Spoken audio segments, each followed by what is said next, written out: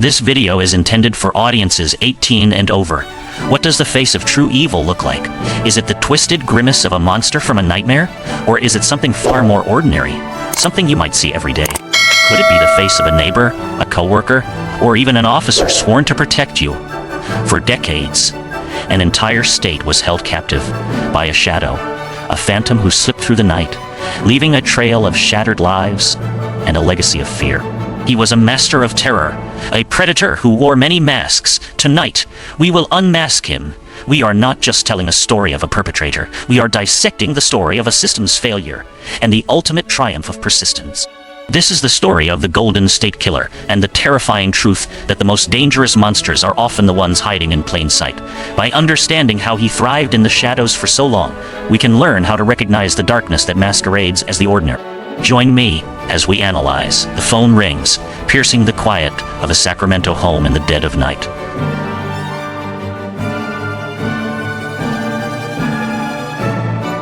A young woman answers, her voice thick with sleep. Hello. Silence greets her on the other end, a heavy, listening silence that makes the hair on her arms stand up. Then, a raspy whisper, a voice she recognizes with a jolt of pure ice. I'm going to end you. The line goes dead, but the terror has just begun.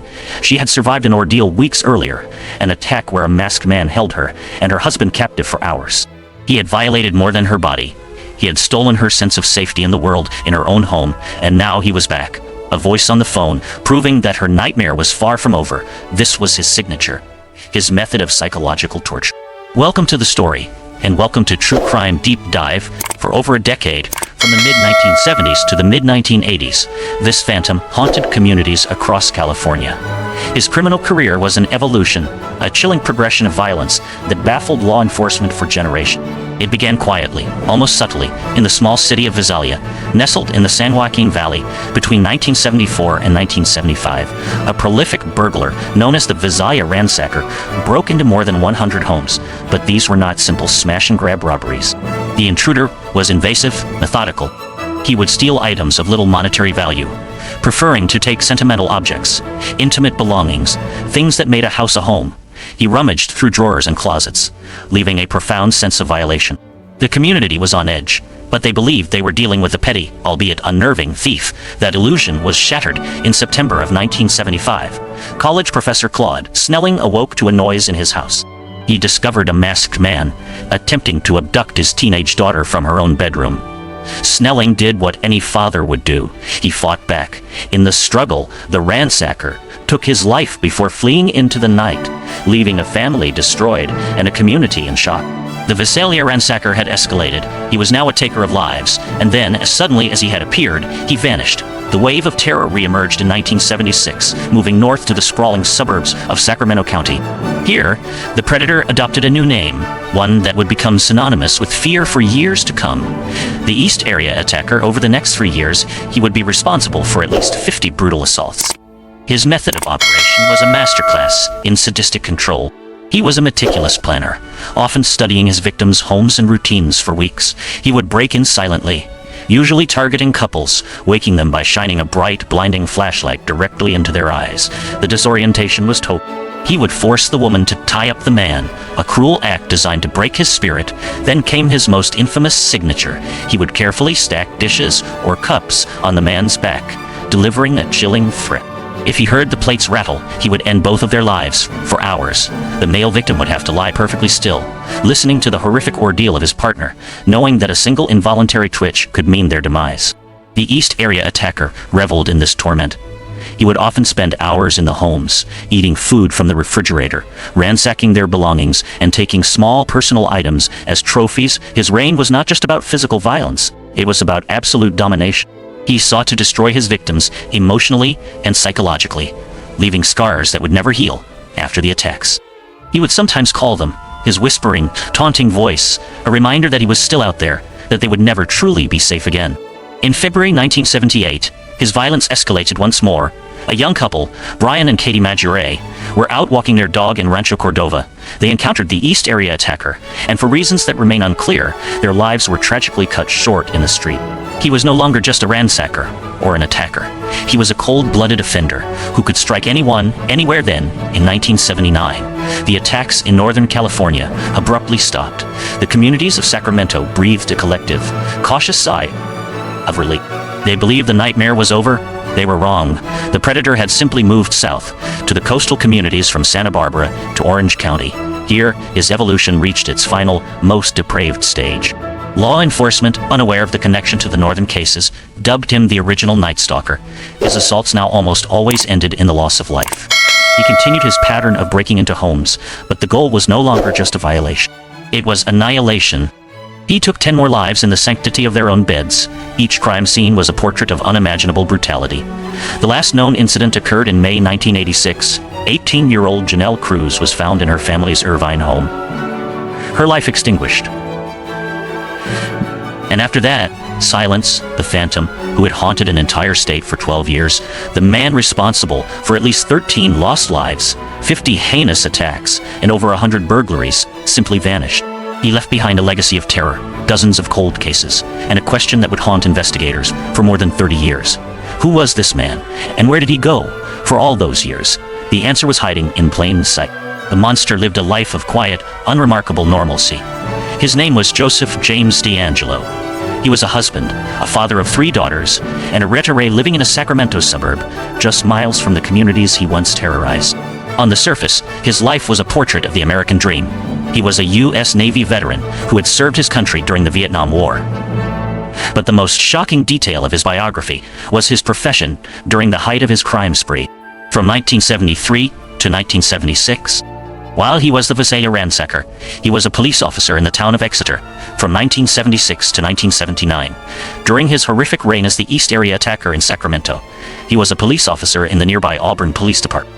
The man hunting citizens was wearing a badge. This law enforcement background gave him an almost supernatural advantage. He understood police procedures, radio traffic, and investigative techniques. He knew how to avoid leaving evidence and stay one step ahead. His career in law enforcement ended not because his monstrous acts were discovered, but for a shockingly petty crime. In 1979, he was fired from the Auburn Police Force for shoplifting a can of dog repellent and a hammer from a local store. After his dismissal, he seamlessly transitioned into a new life, working as a truck mechanic at a grocery distribution center for nearly 30 years until his retirement. He coached his daughter's softball team. He was a neighbor. He was invisible. The case went cold. Decades passed. Investigators retired, and new ones took their place. DNA evidence had been recovered from some of the later crime scenes, but it never matched anyone in the National Criminal Database. The Golden State Killer, as he was now called after writer Michelle McNamara connected the disparate crime sprees, remained a ghost, but a new generation of investigators, armed with revolutionary technology and an unwavering commitment to justice, refused to let the case die. The breakthrough came from the relentless work of investigators like Paul Holes and the Sacramento County District Attorney's Office. In 2018, they took a massive gamble. They uploaded the perpetrator's crime scene DNA profile to a public, open-source genealogy website, GEDmatch. They did not get a direct match. Instead, they found something far more powerful, a partial match to a handful of the offender's distant relatives, people who shared a great-great-great-grandparent from the 1800s. The investigative team, now armed with this crucial clue, began the painstaking work of building out a massive family tree. They worked backward and then forward through generations, using public records like census data, obituaries, and marriage licenses. They painstakingly cross-referenced this genealogical data, narrowing down the potential suspects to men of a certain age, who had lived in the right locations at the exact times of the crimes. After months of exhaustive work, their investigation pointed to one name: Joseph James DeAngelo. To be certain, they needed his DNA. They placed him under surveillance. Investigators covertly collected a DNA sample from a tissue DeAngelo had discarded in a trash can outside his home. They rushed the sample to the lab. The results came back. It was a perfect match. After 40 years, the ghost finally had a name and a face on April 24th, 2018. A 72-year-old Joseph James DeAngelo was arrested outside his home in Citrus Heights. The man who had shattered so many lives was finally in custody, his reign of terror officially over. The official story ends there, with justice, however delayed, finally served. But for us, the most important analysis is just beginning. Let's rewind, not to a crime scene, but to a moment of institutional failure, a turning point that, had it gone differently, might have stopped a monster in his tracks. The year is 1979. The location is the Auburn Police Department. Officer Joseph DeAngelo, a man his colleagues likely saw as a quiet, perhaps slightly odd, but unremarkable peer, is caught shoplifting. He stole a hammer and a can of dog repellent. He is fired for this offense, a serious breach of public trust. This is the first critical turning point. At this very moment, the East Area attacker, who has been terrorizing the surrounding communities for 3 years, is an employee of the Auburn Police Department. The department's response was standard procedure. An officer committed a crime, and he was terminated. But what if they had looked deeper? What if, instead of viewing it as a simple, isolated act of theft, they had seen it for what it was? A bright red flag indicating a deeply flawed character. Let's explore that alternate timeline. What if the internal affairs investigation had been more thorough? What if his superiors had asked, why would a police officer risk his entire career for a few dollars worth of merchandise? A hammer can be a tool, but it can also be a weapon. Dog repellent can be used for protection, but it can also be used for incapacitating a target. These items, in the context of the terrifying assaults happening right in their backyard, should have been more. In our hypothetical timeline, a sharp-eyed detective looks at the case file for the East Area attacker. He reads about the meticulous planning, the control, the ability to evade capture. He thinks about the profile of the offender, someone who knows the area. Then he looks at the termination file for Officer DeAngelo. He connects the dots, the timing of the attacks, the location, and the sudden firing of an officer for bizarre behavior. It would have been a long shot, a wild accusation against one of their own. But the perpetrator's greatest advantage was the psychological barrier that prevents us from suspecting the very people meant to protect us. He hid inside the fortress. If that one connection had been made in 1979, how many lives would have been spared? The 10 souls lost in Southern California would never have had their futures stolen. DeAngelo would have been caught not 40 years later as an old man, but as a young serving police officer, exposing the terrifying truth of his betrayal much sooner. Second critical turning point was not a single moment, but a systemic failure of the era. DeAngelo's crime spree spanned multiple jurisdictions across California. He was the Visalia ransacker, the East Area attacker, and the original Night Stalker. But for decades, law enforcement agencies in these different counties saw them as separate cases, hunted by separate departments. They were isolated islands of information. The MO had similarities, but without a centralized system for sharing data. The connections were missed. DeAngelo's entire strategy relied on these jurisdictional boundaries. He was a criminal chameleon, changing his pattern just enough as he moved from one area to another to avoid linking the crimes. What if the technology and communication we take for granted today existed then? Imagine a world where a detective in Orange County investigating a brutal incident in 1981 could enter the offender's MO into a statewide database. The system would instantly flag a series of unsolved attacks in Sacramento from 1977 with an almost identical signature. Suddenly, the original Night Stalker would no longer be a new predator. He would be correctly identified as the East Area attacker who had moved south and escalated his violence. The investigation would have been transformed overnight. Police would have known they were hunting the same man, a man who had likely lived in Northern California in the late 70s. It would have narrowed the suspect pool immensely. This lack of information sharing was not due to a lack of effort, but a limitation of the times. It's a tragic lesson in how a predator can exploit the cracks in a system, using the very lines drawn on a map to create a shield of invisibility. The final turning point is one of hope and innovation. For over 30 years, DeAngelo's DNA sat in an evidence log. It was a biological ghost, a profile without a name attached. The National Criminal Database, CODIS, was checked relentlessly. But DeAngelo had never been convicted of a felony, so his DNA was not in the system. The case was at a dead end. What if investigative genetic genealogy had never been conceived? What if the idea of using public DNA databases to search for relatives of a suspect was deemed too controversial, a violation of privacy? In that timeline, Joseph DeAngelo would have lived out his days. He would have died a free man, taking his secrets to the grave. The families of his victims would have never known justice. The survivors would have never heard him forced to admit his crimes in a courtroom. His capture was not just the result of a single DNA match. It was the culmination of decades of persistence, of investigators who refused to give up, and the courage to embrace a new, untested technology. It proves that no case is ever truly cold, and no monster can hide forever when good people are determined to drag them into the light. So, what is the ultimate lesson from this tragic and sprawling story? It's a powerful and unsettling truth. Evil does not always announce itself with thunder and lightning. More often, it wears a mask of complete and utter normalcy. The most dangerous predators are often the ones who have perfected the art of blending in, of earning our trust while hiding the darkest of intentions. DeAngelo's case is a masterclass in this deception. He chose a profession that gave him authority and access. His police training provided him with the skills to be a more effective criminal, to understand how to avoid detection, and to instill fear. This is the psychology of the predator in a position of power. The uniform was not just a disguise. It was a weapon, a tool that amplified his ability to manipulate and control. It created an institutional blind spot, a cognitive bias that makes it difficult for us to suspect those in roles of authority. We are conditioned to see the police officer as the hero. DeAngelo exploited that fundamental trust to its most horrific extent. His story forces us to confront the reality that the capacity for monstrous acts exists within the most ordinary and even trusted facades. It reminds us that vigilance cannot be reserved only for shadowy figures. It must extend to the people we see every day, in every walk of life. This understanding is not meant to create paranoia, but to empower us with a more realistic and protective mindset. Here are 4 actionable tools you can use, starting today, to internalize this lesson. 1.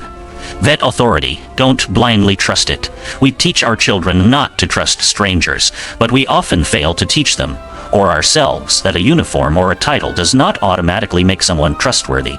Give yourself permission to question authority. If a person in a position of power, be it a police officer, a manager, a community leader, makes you feel uneasy or acts inappropriately, do not dismiss that feeling. Trust your intuition over their title. True authority does not need to intimidate. 2. Recognize that small transgressions can signal large pathologies. DeAngelo was fired for shoplifting a hammer and dog repellent. On the surface, it seemed like a minor, albeit strange crime, but it was a crack in his mask. In your own life, pay attention to these cracks in others. Do not dismiss patterns of dishonesty, cruelty to animals, or a lack of empathy as just quirks. Small character flaws and unethical behaviors are often the smoke that signals a much larger fire. 3.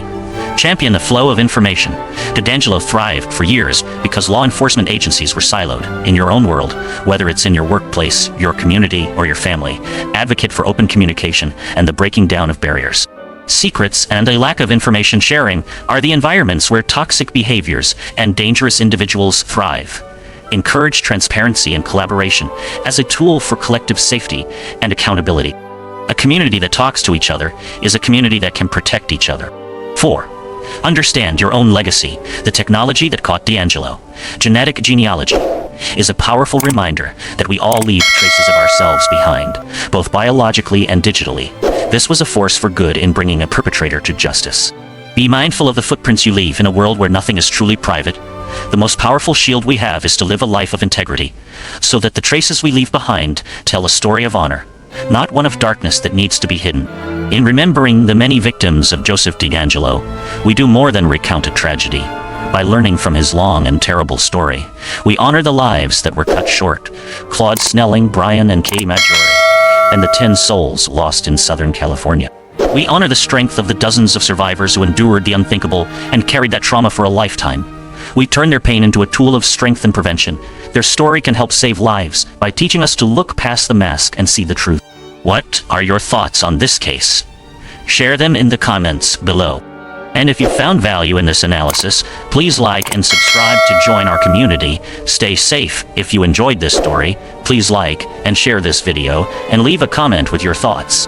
Don't forget to subscribe to the True Crime Deep Dive channel and hit the notification bell so you don't miss any new videos.